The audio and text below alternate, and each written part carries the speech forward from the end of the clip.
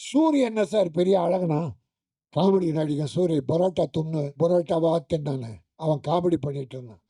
தம்பி, அன்பான தம்பி. அதனால அவன் சார் ஒரு 4, 5 படம் சக்சஸ் சார். என்ன கதை இருந்தது அதுல. குடும்பம் இருந்தது. கிளாமர் கிடையாது. வல்கர் கிடையாது. குரூப் டான்ஸ் கிடையாது. ஒரு பெரிய ஃபைட் கிடையாது. கதை இருந்தது. நல்ல குடும்ப கதை இருந்தது. அதனால கதைகள் கிராமத்துல கொட்டி கிடக்கு சார். ஒவ்வொரு வீட்டுல இருக்கு சார். வீதியில இருக்கு சார். என் அருமை தம்பிகள் வர்ற டைரக்டர்ஸ் தமிழ் பண்பாடு குறையாத தமிழ் கலாச்சாரம் மிக்க படங்களை எடுங்க. எங்க ப்ரொடியூசர்ஸ்ல 75% நடுத்தரில் நிக்கிறதுக்கு பல டைரக்டர்கள் காரணம். அது தெரியுமா உங்களுக்கு?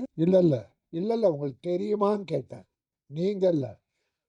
ஏன்னா நம்பி விடணும்னா யார்கிட்ட விடணும்? எங்க தனஞ்சயன் ஏன் போய் உட்கார்றாரு? நிறைய நல்ல டைரக்டர், அதுவும் இப்போ வர்ற தம்பிங்க ரொம்ப அற்புதமா பண்றாங்க. அவங்க சிந்தனை எல்லாம் சிறப்பா இருக்கு. ஆனா செலவுகள் தான் ஓவரா இருக்கு. 5 கோடியில படம் முடிக்கலன்னா 9 கோடிக்குள்ள முடிச்சிடுறாங்க. ப்ரொடியூசர் ரிலீஸ் பண்ண முடியாம அவஸ்தைப்படுறாரு.